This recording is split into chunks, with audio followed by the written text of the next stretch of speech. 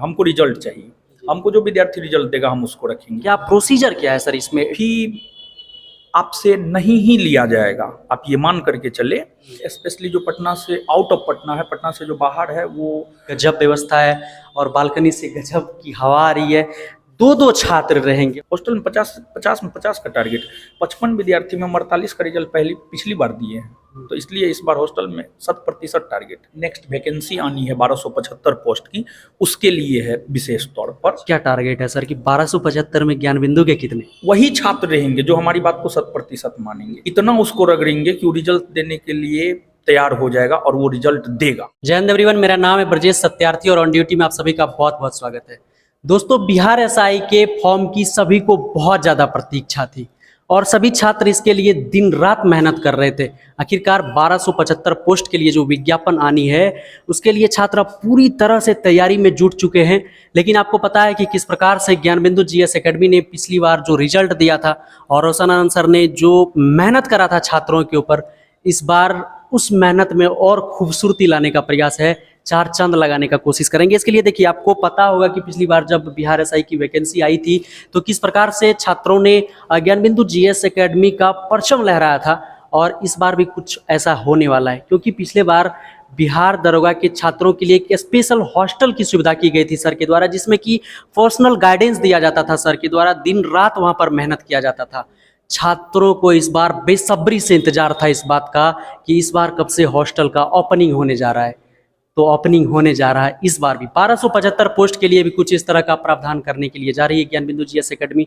चलिए, अभी सर भी हमारे साथ हैं, सर से हम बातें करेंगे और जानेंगे कि इसमें एडमिशन लेने का क्या प्रोसीजर रहने वाला है, और जो आप लोगों की बड़ी क्वेरी रहती है कि क्या यहाँ पर एडमिशन लेने के बाद क्या फीस रहने वाला है, वो भी हम इस वीडियो में डिस्कस करेंगे सर के साथ कि क्या फीस रहने वाला है, क्या एडमिशन का प्रोसेस है। चलिए और सर से बातें करते हैं। लेकिन इससे पहले आपको हम टूर करवाते हैं एक छोटा सा, और दिखाते हैं कि किस प्रकार से यहाँ पर सर ने तैयार कर दिया है दरोगा फैक्ट्री का वर्जन 2 यानी कि हॉस्टल। आइए देखिए, ये कमरा है और इसी टाइप का कमरा आपको देखने को मिल जाएगा। ये एक रूम है जिसमें दो दो छात्र रहेंगे। इसमें देखिए, सबसे बड़ी व्यवस्था क्या की गई है कि सेपरेट किया गया है बेड को, और ये भी देखिए आप, हर रूम यहाँ से लेकर आपको दूसरे तल्ले पर भी रूम है। कुल 50 से 60 बेड अभी तैयार कर लिए गए हैं। तो कुछ इसी तरह का आइए और भी दिखाते हैं, सर भी हमारे साथ हैं। और ये रहा, आपको देखिए हर रूम आपको इसी टाइप का रूम मिलेगा। स्टूडेंट के लिए रैक दी हुई है, स्पेशल यहाँ पर फैन लगा दिया गया है, बल्ब लाइटिंग की गजब व्यवस्था है और बालकनी से गजब की हवा आ रही है। दो दो छात्र रहेंगे, और सबसे बड़ी बात क्या रहने वाली है हॉस्टल में कि ऐसा देखा जाता है कि जब कोई बड़ा हॉस्टल रहता है तो उसमें सारे बच्चे एक ही हॉल में रहते, तो ऐसा कुछ भी नहीं है होने वाला यहाँ पर। आइए और भी दिखाते हैं आपको। देखिए, यहाँ से पूरा आपको इसी तरह का फैसिलिटी देखने को मिल जाएगा। सारे के सारे रूम देखिए, सारे रूम आपको, सारे रूम इधर भी है, इधर भी गली में यहाँ पर पूरा सेक्शन बनाया हुआ है। सारा कुछ जानेंगे सर से। आइए सर से बातें करते हैं। सर ऑन ड्यूटी में आपका धन्यवाद। सर, पिछले बार आपने जिस प्रकार से हॉस्टल चलाया था और हॉस्टल से जो अप्रत्याशित रिजल्ट आपको मिला, सर उसी का परिणाम है कि इस बार फिर से हॉस्टल लेकर आए। हाँ हाँ, इसी वजह से देखिए, हॉस्टल चलाने का अनुभव मेरा बहुत सुखद रहा है। होता है क्या, देखिए, किसी विद्यार्थी पर्सनली जुड़ करके अगर आप विद्यार्थी से काम करते हैं तो रिजल्ट की संभावना बहुत ज़्यादा होता है।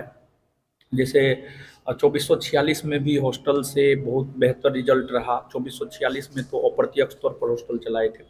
2213 में पूर्णतः समर्पित होकर के चलाए, वहाँ भी रिजल्ट बहुत बेहतर रहा। यही वजह है कि अभी जो वैकेंसी आना है उसके लिए हॉस्टल संस्थान के द्वारा प्रारंभ किया जा रहा है। सर, यहाँ पर सबसे बड़ी बात है कि जो छात्र बाहर हैं, जो छात्र पटना में हैं, बहुत सारे छात्र हॉस्टल में रह रहे हैं, तो इसके लिए सर आपने क्या डेट निर्धारित किया है कि कब कब फॉर्म भरा जाए, कब इसका सर क्या प्रोसीजर क्या है सर इसमें एडमिशन लेने का? इसका पहला प्रोसीजर ये है कि अगर आप ज्ञान बिंदु जीएस एकेडमी के हॉस्टल में आना चाहते हैं और हमारे सानिध्य में, हमारे संरक्षण में आप तैयारी करना चाहते हैं, तो इसके लिए कुछ प्रोसेस है जिसको आपको फुलफिल करना होगा। पहला प्रोसेस ये है कि आपको फॉर्म फिलअप करना होगा। फॉर्म फिलअप करने का तारीख आज से ही शुरू हुआ है, 23, 24, 25। 23 सितंबर से 25 सितंबर तक आप फॉर्म फिलअप कर सकते हैं। संस्थान के किसान कोल्ड स्टोर स्थित ऑफिस से आप फॉर्म प्राप्त कर ले और उसको फॉर्म भर दे। और फिर 27 तारीख को इसका परीक्षा होगा। बुधवार 27 तारीख दोपहर में 12 बजे से जो है इसका परीक्षा होगा। सर इसका क्या क्राइटेरिया क्या है कि सर स्टूडेंट को ग्रेजुएशन होना चाहिए या फिर 2213 या 2446 में उसका पीटी क्लियर होना चाहिए? सर इस तरह की कोई प्रावधान कर रखी है आपने, या फिर कोई भी डाल सकता है फॉर्म, या फिर ये आपका हॉस्टल सर लॉन्ग टर्म के लिए चलने वाला है, या फिर बिहार एसआई के आप इस वैकेंसी को देखते हुए ये ला रहे हैं? हॉस्टल तो लॉन्ग टर्म चलेगा, अब हॉस्टल परमानेंट हो गया है। पहले था क्या वो अस्थायी तौर पर हॉस्टल चला रहे थे, लेकिन अब परमानेंट हो गया है। लेकिन अभी जो ये सब प्रक्रिया चल रहा है, ये जो नेक्स्ट वैकेंसी आनी है 1275 पोस्ट की, उसके लिए है विशेष तौर पर। और इसमें है क्या कि एक तो फॉर्म फिलअप करेंगे स्टूडेंट, और उसके बाद बुधवार को परीक्षा होगा 27 सितंबर को। और उसमें जो टॉप 50 छात्र होंगे, टॉप 50 छात्र को हम ऊपर से सिलेक्ट करके अपने संरक्षण में रख करके जो है उनको तैयारी करवाएंगे।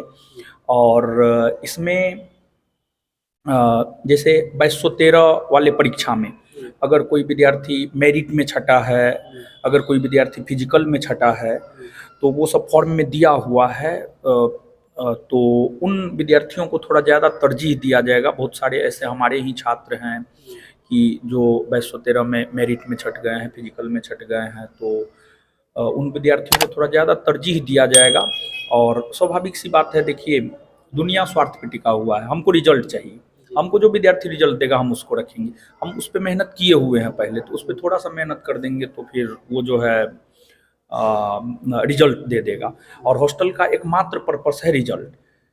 सीट 60-70 है, लेकिन हम गिन चुन के 50 विद्यार्थी को ही रखेंगे, टॉप 50 को रखेंगे, और टारगेट ये रहेगा 50 में 50 रिजल्ट। सर पिछले बार क्लियर किए हुए स्टूडेंट के अलावा अगर कोई छात्र सर 2213 एसआई की वैकेंसी के बाद सर बहुत अच्छा मेहनत किया हो और वो श्योर शॉट सिलेक्शन लेना चाह रहा है, तो वो अगर मेरिट में आते हैं तो उसका तो बनेगा ना सर? एकदम एकदम एकदम। अब ऐसा नहीं है कि देखिए 2213 वाला में जो मेरिट में छटा है, जो फिजिकल में छटा है, अगर वो बीच में पढ़ना छोड़ दिया हो, वो हमारे परीक्षा में टॉप 50 में नहीं आ पाया, तो उसको भी हम नहीं रखेंगे। टॉप 50 में जो आएगा उसी को रखेंगे, ये बात है। वो तो हम एक ये बोले हैं कि ऐसा है, लेकिन टॉप 50 में जो आएंगे मूल तौर पर उसी को रखेंगे। अच्छा सर, अभी इंट्रेंस एग्जाम के लिए सर आप उसमें ग्रेजुएशन होना चाहिए या फिर कोई भी डाल सकते हैं? एक तो सबसे बड़ी बात है कि बिहार दरोगा का फॉर्म तो वही भरेगा जो ग्रेजुएट होगा।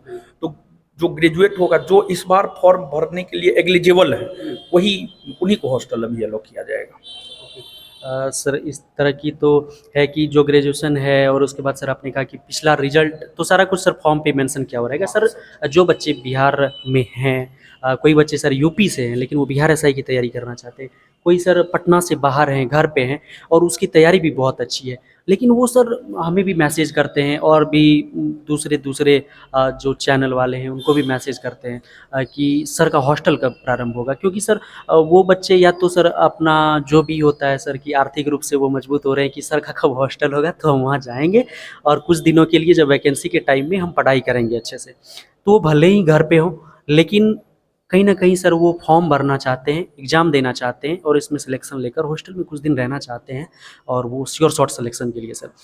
तो सर उसके लिए सर कोई प्रावधान है या फिर उसे ऑफलाइन सेंटर पर आकर ही फॉर्म भरना पड़ेगा खुद से, या फिर सर वो किसी के थ्रू भरवा भी सकते हैं?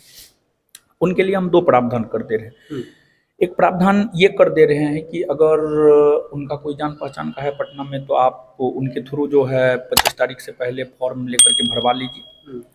और अगर अगर नहीं है तो इस सिचुएशन में जो है 27 को परीक्षा होना है। तो 27 को परीक्षा होना है तो आप 27 तारीख को सुबह में 9 बजे तक या 10 बजे तक आ जाइए, क्योंकि 12 बजे से परीक्षा है। सुबह में 9 बजे या 10 बजे तक आप आ जाइए। 2 घंटा में जो है हम स्पेशल पटना से बाहर रहने वाले छात्रों के लिए परीक्षा तो देना ही होगा। बिना परीक्षा का तो हम हॉस्टल में एंट्री देंगे नहीं, तो परीक्षा देने के लिए तो उनको आना ही होगा।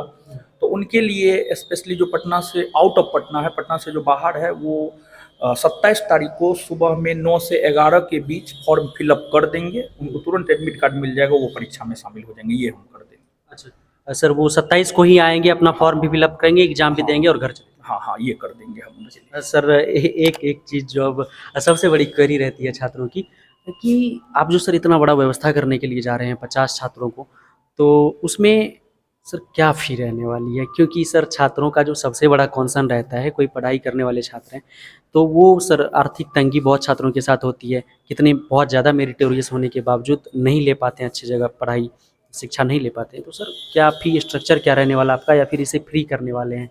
अगर फ्री नहीं करने वाले तो क्यों नहीं करने वाले? देखिए, जहाँ तक हॉस्टल के फ़ी का सवाल है, एक तो जब लोग परीक्षा देंगे और सिलेक्ट होंगे, उनका एक इंटरव्यू भी होगा और वहाँ पर फ़ी स्ट्रक्चर के विषय में पूर्णतः बताया जाएगा क्या है, कैसे है।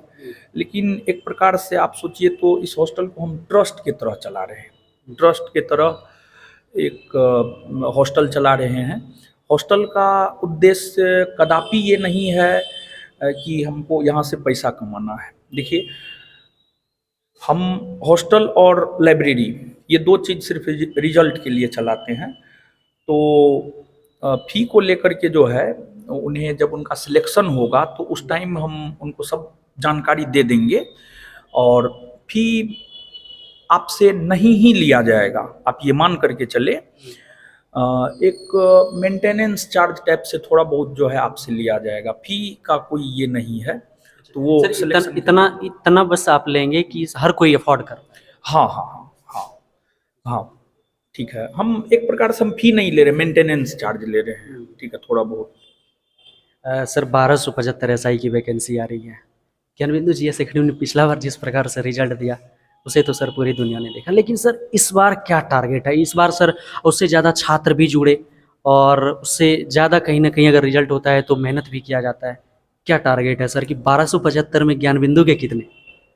इस बार जो है टारगेट हम बैच में भी बोल रहे हैं कि हॉस्टल में तो ये 50 का है, लेकिन संस्थान का अपना लाइब्रेरी भी है, पटना का सबसे बेहतर लाइब्रेरी है, इस बात से सब लोग अवगत है। तो टारगेट बहुत बड़ा है और टारगेट हमेशा इंसान को बड़ा रखना भी चाहिए। लाइब्रेरी में, हमारी लाइब्रेरी में अप्रॉक्स 4 शिफ्ट में 1200 लड़का बैठ सकता है।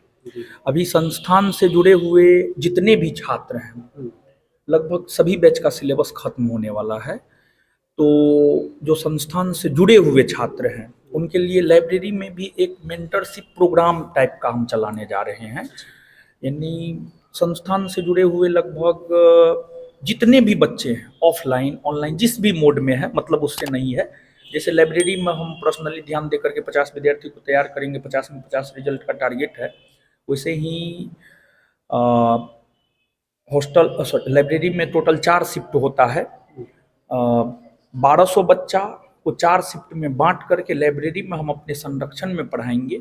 और इस बार टारगेट तो बड़ा है, पिछले बार 250 प्लस रिजल्ट हुआ, तो इस बार कम से कम 500 तो टारगेट होना ही चाहिए। जो अचीव कर लिए हैं उससे तो आगे ही टारगेट होना चाहिए। ऐसे तो हम क्लास में बोले हैं 1275 का 1275 विद्यार्थी को चूज करके उस पर मेहनत करेंगे, उससे फाइनल रिजल्ट लेंगे। ये मेरा टारगेट है क्लास में, जो हमने बोला है 1275 का 1275 विद्यार्थी को सिलेक्ट करके उस पर मेहनत करके उससे रिजल्ट लेना। हो कितना पाता है ये तो जब फाइनल रिजल्ट आएगा तब पता चलेगा। सर 50 में हॉस्टल से कितने का टारगेट? हॉस्टल से तो 50 में 50 का टारगेट। 50 में 50 स्टूडेंट को इस बार 50, हाँ, हॉस्टल में 50 में 50 का टारगेट। 55 विद्यार्थी में 48 का रिजल्ट पिछली बार दिए हैं, तो इसलिए इस बार हॉस्टल में 100% टारगेट है। यहाँ तक ये सवाल है कि अगर हॉस्टल आएगा तो रिजल्ट होगा, इतना उसको रगड़ेंगे कि वो रिजल्ट देने के लिए तैयार हो जाएगा और वो रिजल्ट देगा। सर बहुत बहुत धन्यवाद कि सर आपने इतना इम्पोर्टेंट टाइम। चलिए, धन्यवाद। हमारे साथ सर थे जिन्होंने बताया कि क्या प्रोसीजर है एडमिशन का और क्या कुछ हो सकता है। बाकी आपकी बिहार दरोगा की तैयारी कैसी है आप कमेंट बॉक्स में ज़रूर लिखिए। अगर आप एडमिशन लेना चाहते हैं, इसके रिगार्डिंग आपको कोई प्रॉब्लम है आप कमेंट बॉक्स में लिखिए। अगर यहाँ आना चाहते हैं, यहाँ आने में कोई प्रॉब्लम होती है तो आप कमेंट बॉक्स में लिखिए। बाकी सर के साथ और अभी तक की तैयारी और उसके बाद की रणनीतियों पर एक अलग से वीडियो लाएंगे, जिसमें कि चर्चा करेंगे कि आगे की रणनीति किस प्रकार से तैयारी करें ताकि घर पर रहते हुए भी एक अच्छा स्कोर कर पाएँ और बिहार दरोगा में एक रिजल्ट ले पाएँ। चलिए, आई होप कि ये सेशन आपको पसंद आया होगा। मिलेंगे आपसे एक और हेल्पफुल सेशन में। जय हिंद।